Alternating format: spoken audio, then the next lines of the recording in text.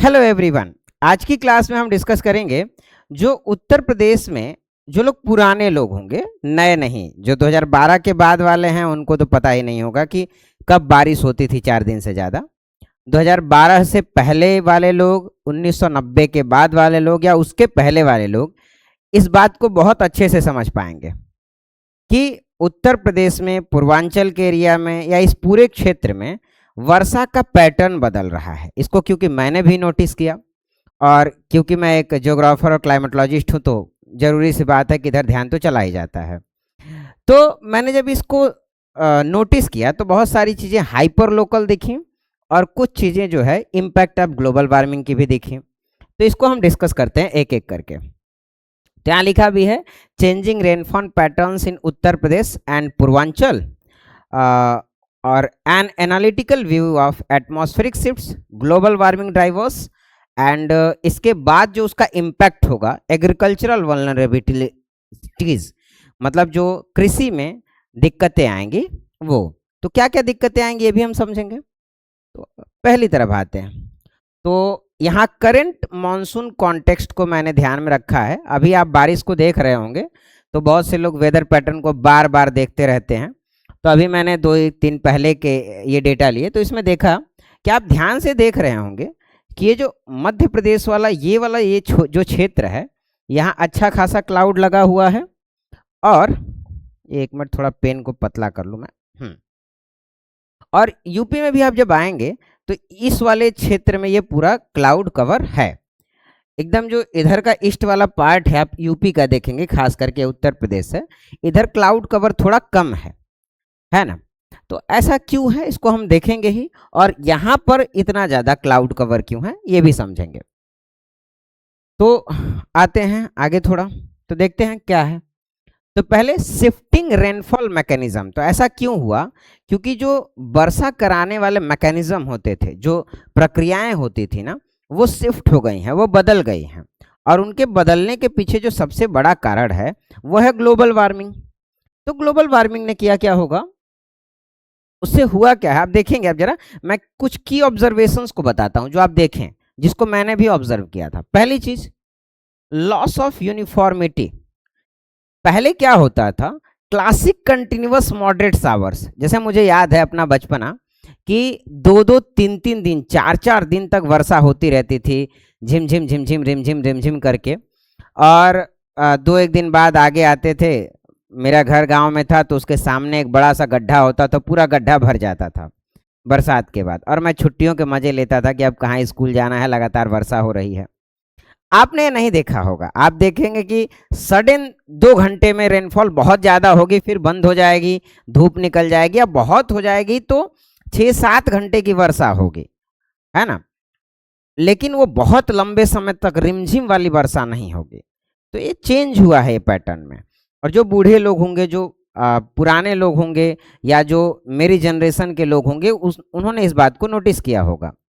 इसके बाद देखेंगे लोकलाइज्ड एक्सट्रीम बर्स्ट इवेंट्स, लंबा समय, जैसे लॉन्ग ड्राई स्पेल्स होते हैं। पहले पता है क्या होता था, मानसून के समय में बहुत लॉन्ग ड्राई स्पेल्स नहीं होते थे, बहुत लंबे समय तक ऐसा कभी नहीं होता था कि मानसून है ही नहीं।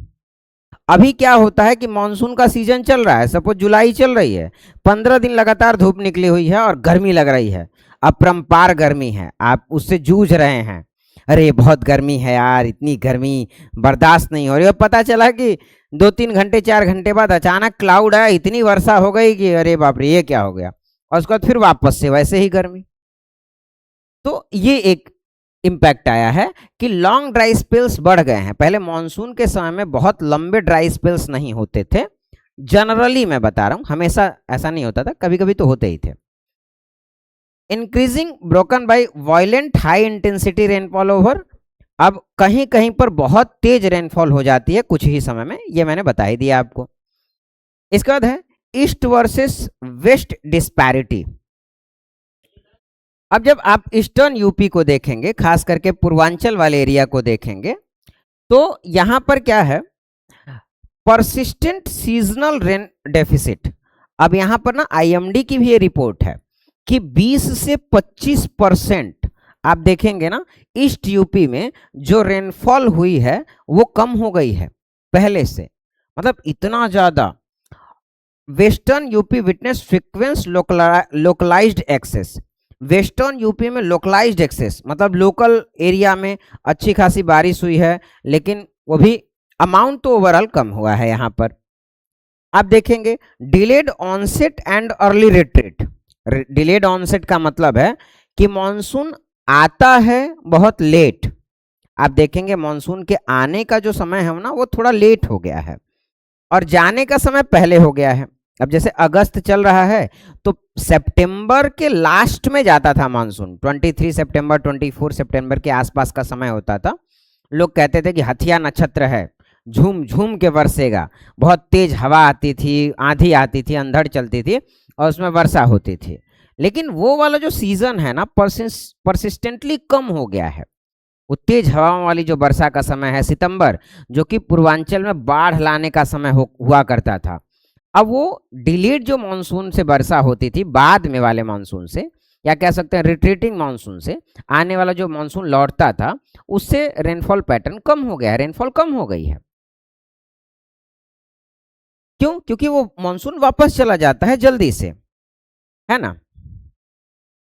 अब इसकी वजह से पता है क्या हुआ है, traditional agricultural cropping schedules interrupt हो गए हैं। जो पहले हम उन सीजन्स में क्रॉपिंग करते थे ना, कि उस वर्षा पर निर्भर रह के, अब वो नहीं कर पा रहे हैं। पहले चला गया मानसून, आया भी बाद में, चला भी गया पहले। यार ये तो बड़ी गड़बड़ बात है। आगे देखते हैं हम लोग की मेट्रिक रेनफॉल डेफिसिट। ये बहुत इंपॉर्टेंट बात है। 25% monsoon deficit in east UP. East UP में 25% का मानसून में डेफिसिट आया है। इस बात को आपने जरूर नोटिस किया होगा। मैंने कहा ना कि 6-7 दिन लगातार वर्षा, अब कहां होती है, खत्म हो गया, होती ही नहीं है यार। अनइवन स्पेशियल डिस्ट्रीब्यूशन, कहीं हुमच के धड़ाधड़ बारिश हो रही है तो वहीं कुछ ही किलोमीटर का एरिया जो है वर्षा ही नहीं हो रही है यार, गायब है इलाका, सूखा है पूरा इलाका।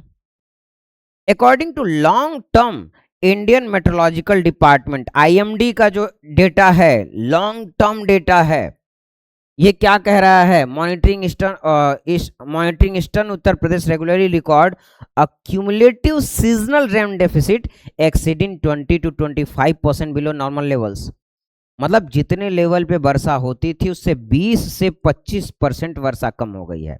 डाटा, ऑफिशियल डाटा कह रहा है। अगर आपको लग रहा हो कि अरे बड़ी वर्षा हो गई, बड़ी धुआंधार बारिश हो गई, ऐसा है नहीं। वर्षा की मात्रा तो कम हो गई है और एक्सेप्ट करना पड़ेगा इस बात को कि इसमें सबसे बड़ा जो इंपैक्ट रहा है वो ग्लोबल वार्मिंग का रहा है।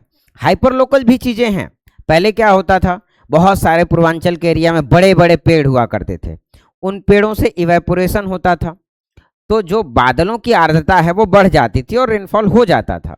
पहले लोकल एरिया में आप देखते होंगे बहुत सारे ताल तलैया हुआ करते थे, जिसको आर्द्र भूमियां कहते हैं, वेटलैंड्स कहते हैं। उन तालों को हमने क्या किया, उन तालों में तो हमने घर बना दिया भाई। मेरे यहाँ एक तालाब बहुत बड़ा था, उस तालाब में लोगों के घर बने हुए हैं, हमने उसको पाट करके अपना रिहायशी मकान बना दिया। जब प्रकृति की गोद में आप रिहायशी मकान बनाएंगे ना तो प्रकृति यही करेगी। 20 से 25% तक ये रेनफॉल कम हुआ है और आगे आने वाले दिनों में मैं ये लिख के दे रहा हूं कि रेनफॉल डेफिसिट 40% से ज्यादा होगा। और आप और हम आज तो ऐसे तड़प रहे हैं कि ठीक है महंगाई बढ़ रही है, आने वाले दिनों में फसलों के दाम जो आप देख रहे हैं ना, चीनी का दाम बढ़ा है तो बहुत चिल्ला रहे हैं, आने वाले दिनों में फसलों के दाम, फलों के दाम, जो टमाटर है, जो अलग अलग तरह की सब्जियां हैं, इनके दाम आसमान छुएंगे, पकड़ में नहीं आएंगे, क्योंकि वर्षा का पैटर्न बदल जाएगा। और इस बात को ध्यान में रखना है। और ये हुआ क्यों, लगातार जो हमने प्रकृति की गोद में मनुष्य रूपी खिलवाड़ किया। अब देखिए, मनुष्य रूपी खिलवाड़ नहीं कह सकते हैं, डेवलपमेंट रूपी खिलवाड़ किया। डेवलपमेंट के नाम पर हमने प्रकृति के साथ छेड़छाड़ की। अब यहां देखेंगे, out of 75 district in UP nearly half face deficit to large deficient. आप जब अभी डेटा निकालिए आप देखेंगे कि बहुत सारे 75 जिलों में से आधे से ज्यादा ऐसे जिले होंगे जहां पर डेफिशिएंट से लार्ज डेफिशिएंट रेनफॉल हुई है, रेनफॉल कम हो गई है भैया, याद रखिए। इसके बाद seasonal precipitation annually severe enough to disrupt ground water recharge and rainfed farming system across Purvanchal. जिस चीज के लिए पूर्वांचल जाना जाता था, ग्राउंड वाटर, हमारे यहाँ ग्राउंड वाटर कैसे खत्म हो सकता है यार? आगे आने वाले दिनों में ग्राउंड वाटर की प्रॉब्लम हम फेस करेंगे। अभी भी आप देख रहे होंगे कि जो पहले छोटा सा ही लोग क्या करते थे, गड्ढा करते थे, एक छोटा सा बोरिंग लगाते थे, वहां से पानी आ जाता था। अब सबमर्सिबल 200 फीट गहराई पे आपको लेके जाना पड़ रहा है ना। वाटर एक्वीफर में जो पहला वाला एरिया है उसको भी हम साफ कर रहे हैं लगभग। ताल तलैया पाटोगे तो श्रिंकिंग कहाँ से होगा? जब पानी नीचे जाएगा नहीं तो ग्राउंड वाटर रिचार्ज कैसे होगा? एक तो बारिश कम हो गई, ग्राउंड वाटर रिचार्ज आपने बंद कर दिया। खैर, आते हैं हम अगले पेज की तरफ। मैं फालतू ज्ञान नहीं दे रहा हूं, मैं बातें सही कह रहा हूं। आप देखिए आने वाला दिन किस तरह से गड़बड़ हो रहा है। Shift in monsoon trough. अब ये आप देखेंगे the semi permanent low pressure monsoon trough, इसको मैं अभी आपको क्लियरली बताता हूं। Frequently shift towards the Himalayan foothills break monsoon phase. This cause intense rain over Nepal and Uttarakhand while leaving the Gangetic plains of UP completely dry.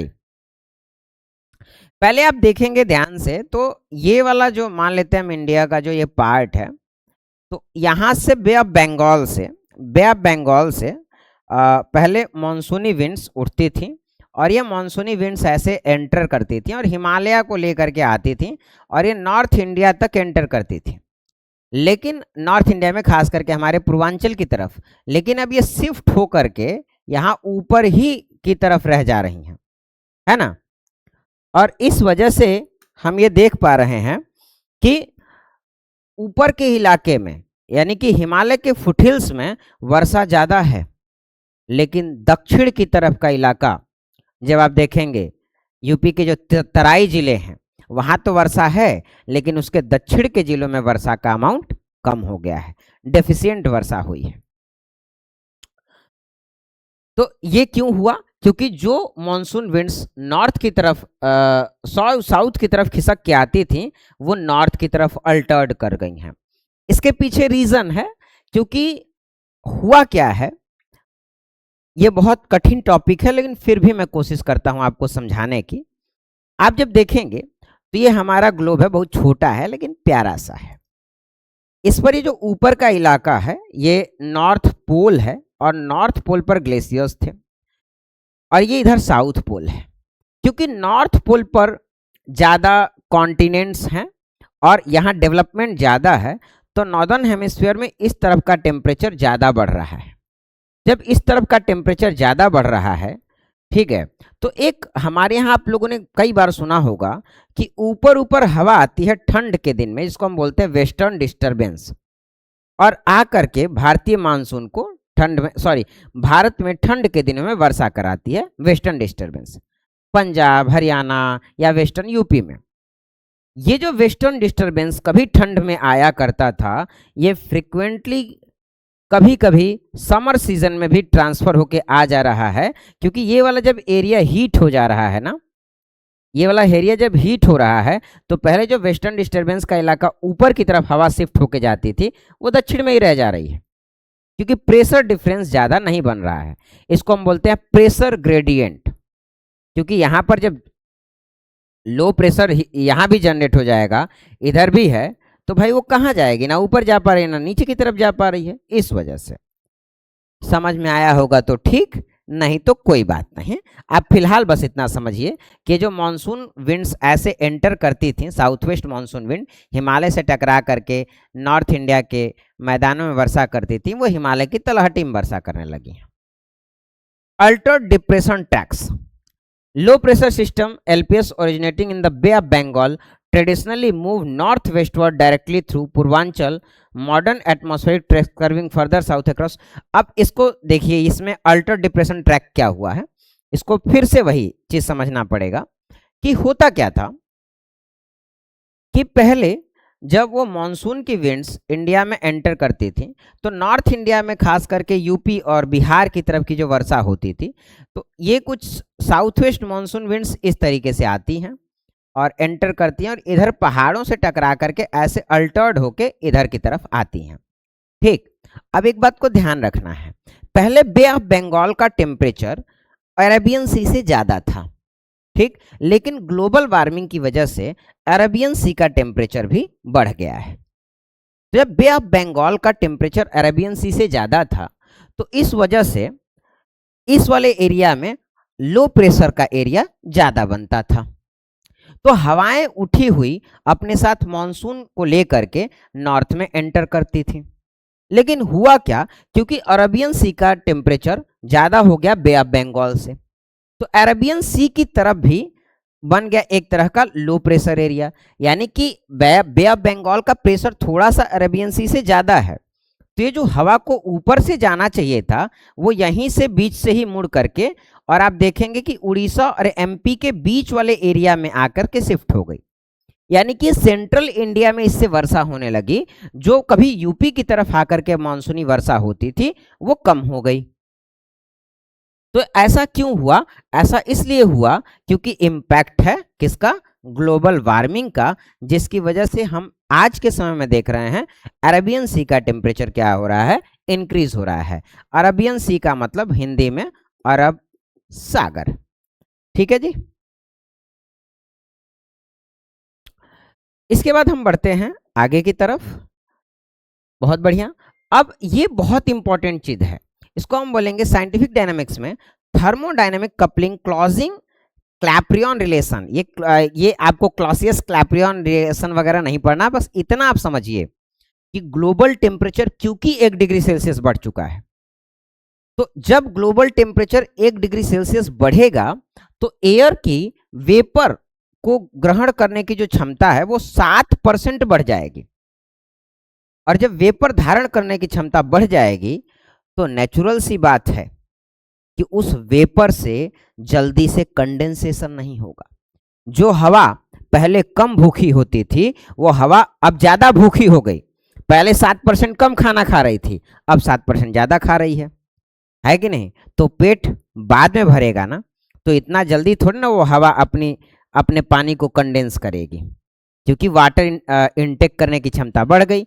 और water intake करने की क्षमता तो बढ़ी ही बढ़ी, हमने पेड़ों को काट दिया, आर्द्र भूमियों को हटा दिया, तो जो यहाँ से इवेपोरेट होके एक्स्ट्रा पानी जाता था उस क्लाउड से टकरा करके उससे उसको कंडेंसेशन करा के रेनफॉल कराता था, वो भी तो नहीं हो रहा है कि नहीं? तो इसका भी तो इम्पैक्ट होगा, और इसका भी इम्पैक्ट हुआ है। माय डियर फ्रेंड्स, आप देखिए यहाँ पे डिक्लाइन इन रेनी डेज, ये बहुत इंपॉर्टेंट बात है। अब यहाँ होगा क्या? Comparison of monsoon pattern traditional versus climate change. Climate change के बाद किस तरीके से मॉनसून का पैटर्न बदला है, आप यहाँ देखिए बहुत ध्यान से। पहले क्या होता था, यहाँ पर एक सेकेंड,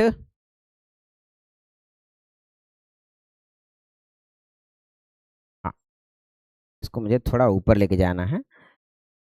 आप देखेंगे लाइट मॉडरेट रेन डेज है, और यहां पर जो है इंटेंस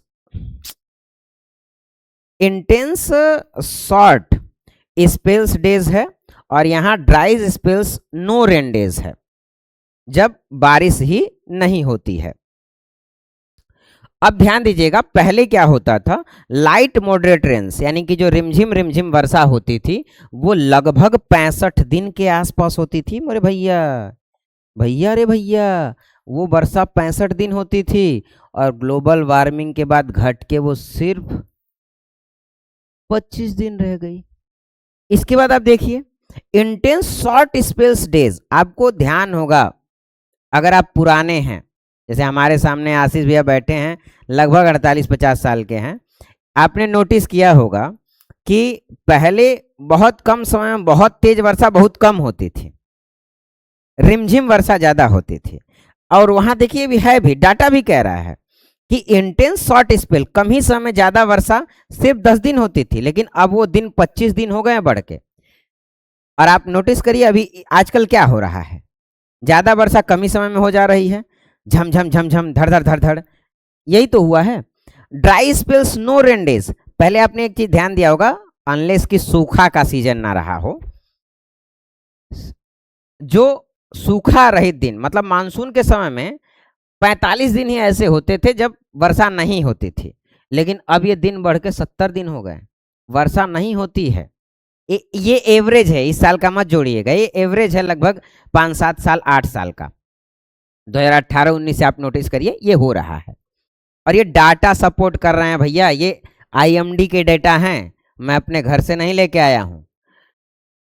आगे आइए, अब एटमॉस्फेरिक ट्रिगर फैक्टर्स, ये मैंने आपको बता दिया कि कैसे बे ऑफ बंगाल जो है इसका टेम्परेचर जो है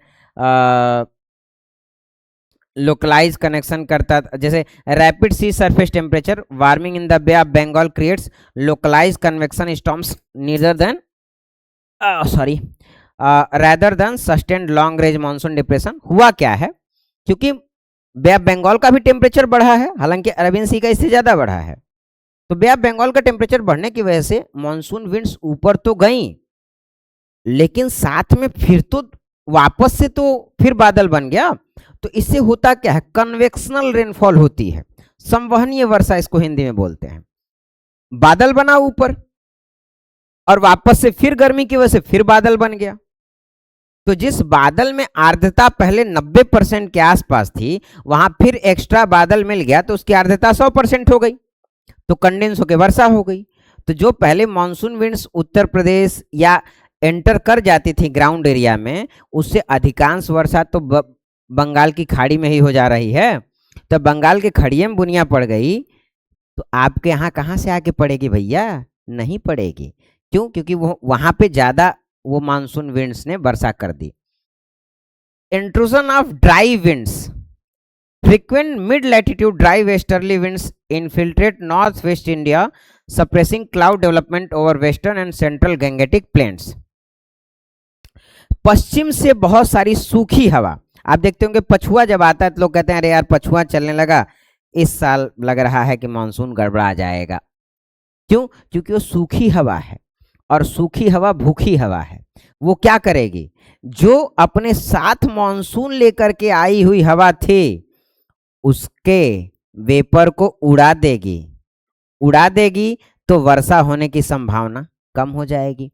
और ये वेस्ट से आने वाली हवा का फ्रिक्वेशन बढ़ गया है, पश्चिम से बहुत ज्यादा हवा, सूखी हवा आने लगी है, और इसकी वजह से वर्षा कम होने लगी है।